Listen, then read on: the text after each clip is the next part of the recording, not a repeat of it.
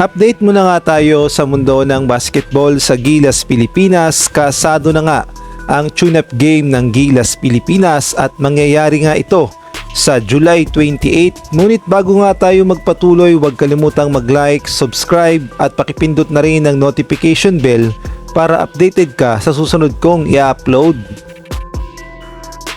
Kumpirmado na ngang magkakaroon ng send-off showdown ang Gilas Pilipinas kontra nga sa Macau Black Bears sa July 28 bago nga sila lumipad papunta ang Kingdom of Saudi Arabia at lumaban sa FIBA Asia Cup. Kung ating ngang babalikan ay mas pinili ni Coach Tim Cone na mag-practice na lamang ang Gilas Pilipinas dito nga sa Pilipinas at tinanggihan niya nga ang alok na tune-up game ng Japan at gayon na rin ng South Korea.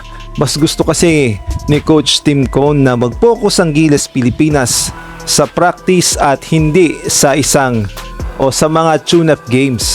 At kaya naman pumayag si Coach Tim Cone na magkaroon ng tune-up game kontra nga sa Macau Black Bears ay para nga ito sa mga fans na makapanood sila ng laban ng Gilas Pilipinas. At kung hindi ako nagkakamali, yung sinabi noon ay open to public. Pero dito nga sa bagong latest na pahayag ng SBP, may bayad pala ang magiging laban ng Gilas Pilipinas at Macau Black Bears dahil gaganapin nga ito sa Smart Araneta Coliseum sa July 28, 7:30 PM at ito nga ang tinatawag na send-off showdown.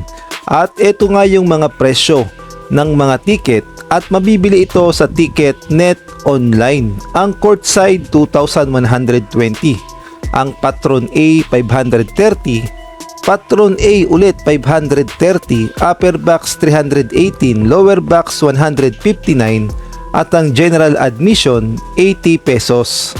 At masasabi nga nating magandang laban talaga ito ang Gilas Pilipinas kontra sa Macau Black Bears dahil hindi nga biro at hindi basta-basta ang makakalaban ng Gilas Pilipinas dahil sila nga ang nagchampion sa EASL at ang Macau Black Bears ay pinamumunuan ng mga malalakas na players at napaka-solid din ng kanilang lineup. At kung atin ngang babalikan ay kinalaban din ng Macau Black Bears ang naging champion din ng EASL na New Taipei Kings na meron pa ngang player na si Jeremy Lin kung saan tinalo nga ng Macau Black Bears ang solid lineup ng New Taipei Kings at hindi nga sila nakaporma dito sa Macau Black Bears kahit nga naglaro pa sa kanila ang ex-NBA player na si Jeremy Lin. Natapos ang laban sa final score na 97-109.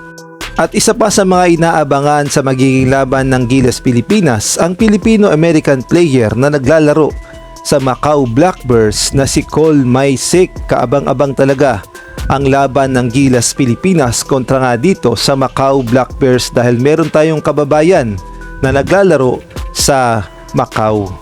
Ngunit ang hiling talaga ng mga Gilas Pilipinas fans ay magkaroon din daw sana ng tune-up game ang Gilas Pilipinas kontra nga dito sa Strong Group Athletics at dito daw talaga masusubukan ang lakas ng lineup ni Coach Tim Cone kontra nga sa lineup ng Strong Group Athletics na alam nating lahat na sobrang solid din at handang-handa na silang lumaban para sa William Jones Cup. Ang mga players nga ng SGA ay kinapapalooban ng mga Filipino-American, mga imports at mga Pilipino at ito nga ang kanilang lineup. Renz Abando, Dave Ildefonso, Kiper Rabena, DJ Pener, Gio Chu, Javi Gomez Diliano, Allen Liwag, Jason Brickman, Andre Robinson, Tanduan Angie, Ian Miller, Angelo Kwame at itong si Anthony Robertson. At sa tingin nyo kung magkaharap nga ang dalawa, ang Gilas at ang SGA, sino kaya ang mananalo? Maaari kayong magbigay ng komento sa comment section.